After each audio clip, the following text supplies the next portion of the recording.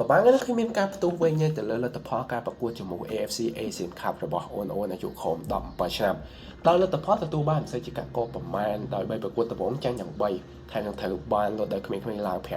ទៀតរឿងហ្នឹងវាបានបង្កភាពញាក់ផ្អើលនិងព្រួយបារម្ភពីសំណាក់ញាតិមិត្តអ្នកស្នេហាវិស័យបាល់ទាត់កម្ពុជាយើងនឹងចោទសួរថាតើ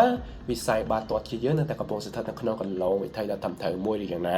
បន្ទាប់ពីឆ្នាំទៅវិញឃើញមានការដាក់ចេញនូវផែនការយូរអង្វែងបណ្ដោះក្តីសង្ឃឹមសម្រាប់ជាតិយើងឆ្ពោះទៅកាន់ World Cup 2038ណាមានឃ្លីបនឹងមកវិញញ៉ៃពីវិធីសាស្ត្ររបស់យើងឯងតែយើងនឹងទៅមើលថាតើប្រជាជាតិមួយដែលគេបានទៅលេងនៅ World Cup ស្រាប់ថាតើគេបានធ្វើអីខ្លះសម្រាប់ World Cup លើកហ្នឹងបន្ទាប់ពីការប្រកួតជាមួយជាច្រើនដំណាក់កាលយ៉ាងសុទ្ធស្វែងរួចមកនៅទ្វីបអាស៊ីយើងបានរកឃើញប្រជាជាតិចំនួន8មួយរាល់សម្រាប់ទៅលេងក្នុងព្រឹត្តិការណ៍ World Cup នៅឆ្នាំក្រោយយ៉ាងណាមិញជាតិសាសន៍ធំៗនៅក្នុងតំបន់ដូចជាជប៉ុនកូរ៉េអូស្ត្រាលីសាអូឌីអារ៉ាប៊ីអ៊ីរ៉ង់ដែលជានិច្ចការតែងតែឃើញបង្ហាញខ្លួនក្នុងព្រឹត្តិការណ៍នេះតែនៅតែទទួលបានជោគជ័យក្នុងយុទ្ធនាការលើកនេះដូចគ្នាដោយឡែកអីដែលគួរឲ្យចាប់អារម្មណ៍គឺយើងឃើញមានវត្តមានប្រទេសថ្មីមួយដែលនឹងលេចមុខក្នុងព្រឹត្តិការណ៍4ឆ្នាំម្ដងដ៏មហស្ចារ្យនេះជាលើកដំបូងនោះគឺអូបេគីស្ថានហើយនឹងវាធ្វើឲ្យយើងចាប់អារម្មណ៍និងចង់ស្វែងយល់បន្ថែមពីបាល់ទាត់របស់អូបេហើយបន្ទាប់ពីស្វែងរកអានអត្ថបទមួយចំនួនស្ដីពីយុទ្ធនាការអភិវឌ្ឍវិស័យបាល់ទាត់របស់គេយើងឃើញថាមានរឿងដ៏គួរឲ្យចាប់អារម្មណ៍ជាច្រើនដែលអាចយកមករៀនសូត្រឬពិចារណាហើយអាចកើតជាប្រយោជន៍បានហើយបើទោះបីគ្រប់គ្នាភាគច្រើននឹងយើងហ្នឹងបានមើលរំលងប្រទេសមួយហ្នឹងតែប្រកបណាស់អូបេនឹងទៅលេងនៅ World Cup នៅឆ្នាំក្រោយហើយក៏ជាលើកដំបូងក្នុងប្រវត្តិសាស្ត្ររបស់ពួកគេដែរឧបេគីស្ថានជាបេះដូងនៃអាស៊ីកណ្ដាលភូមិសាស្ត្រប្រទេសនឹងហ៊ុំព័ទ្ធដោយព្រៃភ្នំវាលខ្សាច់ដ៏ធំល្វឹងល្វើយនិងជាប្រទេសមួយដែលមានប្រវត្តិអរិយធម៌ដ៏យូរលង់វាមានទីក្រុងដែលពោរពេញទៅដោយសំណង់ស្ថាបត្យកម្មអ៊ីស្លាមយ៉ាងសម្បូរបែបហើយវាក៏មិនខុសពីប្រវត្តិរបស់ខ្លួនដែរបាល់ទាត់របស់ឧបេគីស្ថានមានអតីតកាលដ៏ស្រស់ស្អាតតែពេលខ្លះវាមានរឿងដ៏អាផាត់ដូចគ្នាអស់វេលាកាលជាង30ឆ្នាំក្រុមរហស្សនាមជជកសមួយហ្នឹងបានព្យាយាមឈានចូលគិតទៅនឹង World Cup ខ្លាំងមែនតើជាជាងប្រទេសណាទាំងអស់នៅក្នុងតំបន់អាស៊ីកណ្ដាល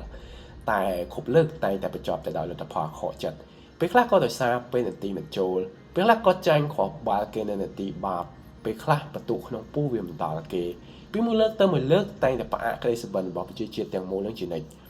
ពេលខ្លះពួកគេមិនមែនអន់ទេគ្រាន់តែគ្រប់លើកចេះតែប៊ីបតែយ៉ាងណាក៏ដោយប្រជាជាតិមួយដែលឆ្លងកាត់រាប់សិបសម័យកាលជាតិមួយដែលមានប្រវត្តិរាប់ពាន់ឆ្នាំមានអតីតកាលដ៏រុងរឿងមួយនឹងមិនដែលគិតថាចោះចាញ់មកលើណាឡើយ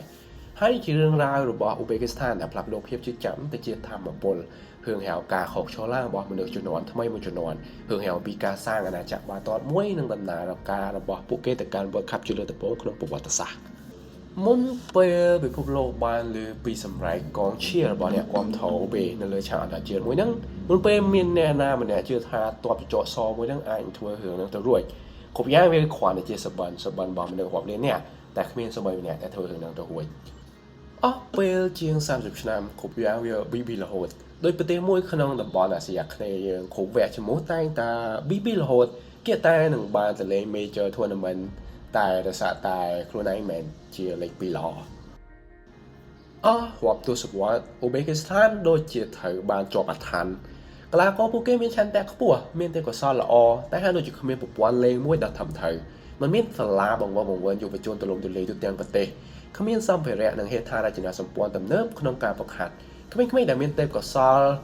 ក៏មិនត្រូវបានមើលឃើញដោយក្រុមស្កោតកីឡាដ្ឋានក៏មិនត្រូវបានអភិវឌ្ឍគ្រប់យ៉ាងត្រូវបានកប់ចោលក្រុមពួកឈ្មោះប្រទេសមួយនឹងជាស្រឡាញ់បាល់ទាត់ខ្លាំងដែរតែពេលខ្លះក្តីចំណងតែមួយមុខវាដូចជាមិនទាន់គ្រប់គ្រាន់ទេស្រាប់តែថ្ងៃមួយនៅឆ្នាំ2018សក្តានថ្មីមួយត្រូវបានចាប់ផ្ដើមជាពេលមួយដែលគ្រប់យ៉ាងត្រូវបានផ្លាស់ប្ដូរទាំងស្រុងកំណែទម្រង់ថ្នាក់ជាតិមួយត្រូវបានដាក់ចេញឲ្យដំណើរការវាមិនមែនត្រឹមតែជាប្រជិតតូចតាចមួយទេតែវាជាបដិវត្តបាល់ទាត់ក្នុងប្រទេសទាំងស្រុងសាលាបណ្ដុះបណ្ដាលយុវជន14កន្លែងត្រូវបានសាងសង់ឡើងបំពាក់ទៅដោយបរិក្ខារទំនើបជំនួសឲ្យតារាងបាល់ដីហុយការស្កោតស្វែងរកយុវជនត្រូវបានធ្វើឡើងដោយមានប្រព័ន្ធត្រឹមត្រូវពិសេសក្លឹបបាល់ទាត់ក្នុងស្រុកនីមួយៗត្រូវបានជំនួយឲ្យមានភាពជាក្លឹបអាជីពជាមុនរឿងអស់នឹងវាប្រៀបដូចជាផ្ទះសម្រាប់ក្មេងដែលមានទេពកោសល្យចឹងហើយវាជាលើកដំបូងដែលក្តីសង្ឃឹមរបស់ក្មេងត្រូវបានជំរុញ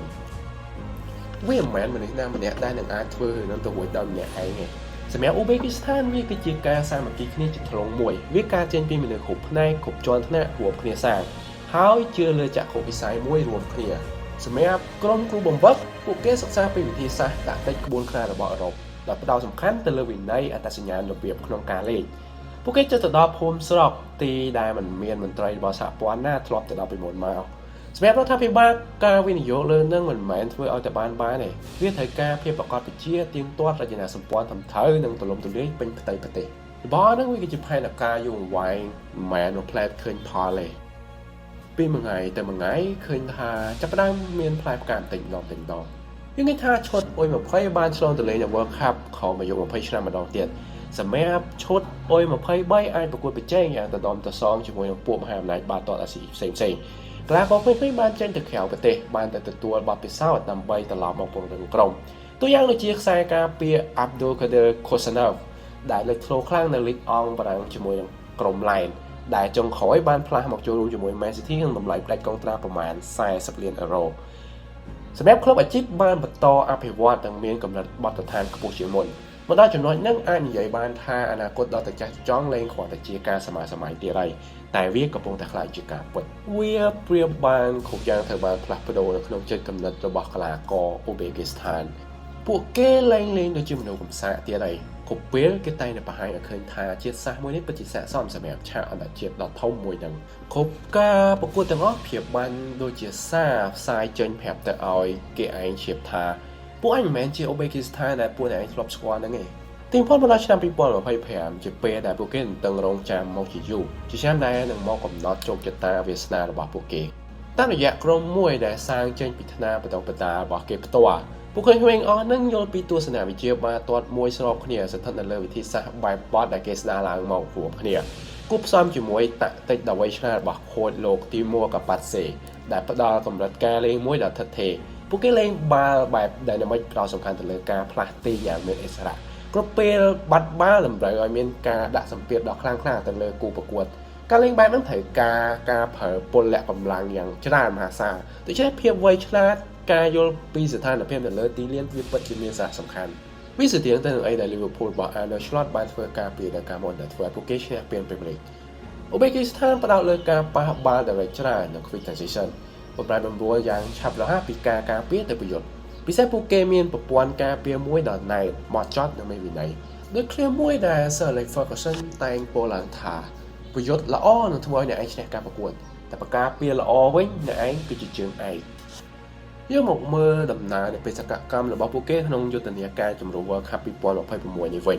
ពួកគេចាប់ផ្ដើមជុំទី2ដោយស្ថិតនៅក្នុង Pool E ជាមួយក្រុមអេរ៉ង់ ទូម៉ែនីស្ថាននិងហុងកុងពួកគេហាក់ធ្វើបានល្អនៅប្រកួតសំខាន់ជាមួយក្រុមអេរ៉ង់ដោយស្មើទាំងពីប្រកួតក្នុងនិងក្រៅដីនិងបានបំបាក់ក្រុមហុងកុងនិងទូម៉ែនីស្ថានជួយឲ្យពួកគេរក្សាបានតំណែងលេខ2ក្នុង Pool ល្មមពួកគាត់ដើម្បីឈ្មោះទៅកាន់ជុំទី3ជាបន្តមកដល់ជុំទី3ពួកគេបន្តស្ថិតនៅក្នុង Pool តែមួយជាមួយអេរ៉ង់រួមជាមួយក្រុមខ្លាំងទាំង4ផ្សេងទៀតដូចជាអារ៉ាប់រួមកាតាគីគីស្ថាននិងកូរ៉េខាងជើងអាចរាប់បានថាជាពូមួយដ៏តឹងតែង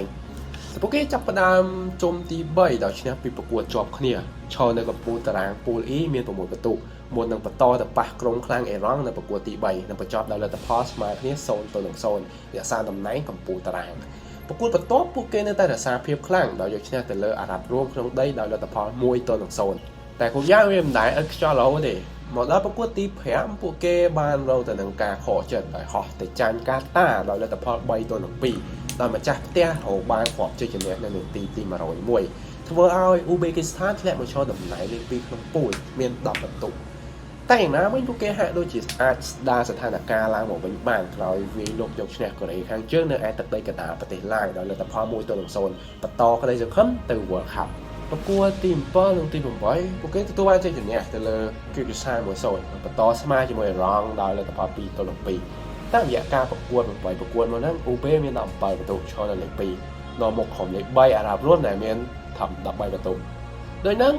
ពួកគេត្រូវការធ្វើស្មើនៅប្រកួតបន្ទាប់ដើម្បីធានាកៅអីទៅចូលចុងក្រោយថ្ងៃប្រកួតក៏បានមកដល់អារ៉ាប់រួមនៅក្នុងដីបានបើកការវាយសម្មុខដ៏ខ្លាំងក្លាទៅលើអ៊ូបេតែឆ្លងកាត់90នាទីពេញមាននរណាអាចធ្វើអីគ្នាបាន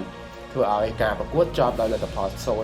0-0 ហើយនឹងវាល្មមសម្រាប់ឲ្យចកសឈ្មោះទៅកាន់ការបង្ហាញមុខនៅក្នុងព្រឹត្តិការណ៍ពិភពលោកមួយជាលើកដំបូងក្នុងប្រវត្តិសាស្ត្ររបស់ពួកគេជាចុងក្រោយបាត់បញ្ចប់យុទ្ធនាការជាមួយនឹងដោយពួកគេត្រឡប់មកអបអរភាពជោគជ័យនៅក្នុងផ្ទះវិញដោយឈ្នះសងសឹកទៅលើកាតាដោយពិន្ទុ3-0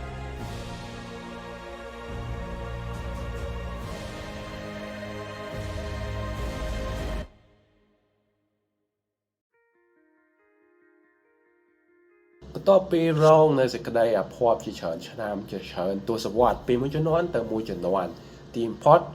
អូបេគីស្ថានធ្វើវាបានហើយមនុស្សរាប់លាននាក់ក្មេងចាស់ប្រុសស្រីនាំគ្នាចេញមកអបអរក្រុមកីឡាករគូប្រវត្តិត្រូវបានផ្ដល់កិត្តិយសដោយប្រធានាធិបតីត្រឡប់មកវិញរឿងហ្នឹងវាមិនធម្មតាជាជ័យជំនះក្នុងវិស័យកីឡាតាមមុខទេតែវាជាពេលមួយដ៏មានមោទនភាពបំផុតសម្រាប់ប្រជាជាតិហ្នឹងវាជារឿងហៅស្ដីពីសូបិនដែលត្រូវជុំឆេងដោយរបស់មកពីច្រើនផ្នែកមានរចនាសម្ព័ន្ធធំធៅមានជំនឿមានការជឿជាក់ការផ្ដល់ឱកាសចុងក្រោយធ្វើឲ្យសូបិនទាំងថ្ងៃមួយហ្នឹងคล้ายជាការពិតដំណើររបស់អូបេគីស្ថានមួយហ្នឹងវារៀនយើងនៅរឿងមួយពេលខ្លះសូបិនមិនមែនសម្រេចបានតតែចាំឱកាសមកដល់ទេតែវាអាស្រ័យនឹងថាតើយើងរួចរាល់សម្រាប់ការផ្លាស់ប្ដូរអត់ដើមពីតារាងបាល់ដីហុយទៅជាកីឡាដ្ឋានទំនើបមួយពីរឿងហៅខកចិត្តទៅជាជ័យជំនះចារទុកក្នុងប្រវត្តិសាស្ត្រឧបេគីស្ថានមកបង្ហាញឲ្យឃើញថាគ្រប់យ៉ាងវាសុទ្ធតែអាចទៅរួចជាចុងក្រោយមានសារតិចតួចទៅកាន់ប្រជាជាតិដែលកំពុងខំប្រឹងនិងរងចាំឱកាសរបស់ខ្លួនឯងម្ដងនិងទៅកាន់អូនដែលកំពុងហាត់បាល់នៅលើតារាងដីភក់ដីហុយសូមឲ្យចាំរឿងហៅរបស់ឧបេគីស្ថានមួយហ្នឹងព្រោះអីអ្នកបន្ទាប់អាចជាយើងកថាបានសម្រាប់ថ្ងៃនេះមានតែប៉ុណ្្នឹងអរគុណច្រើនដែលស្ដាប់មកដល់ចំណុចនេះជួបគ្នាឱកាសក្រោយលាសិនហើយ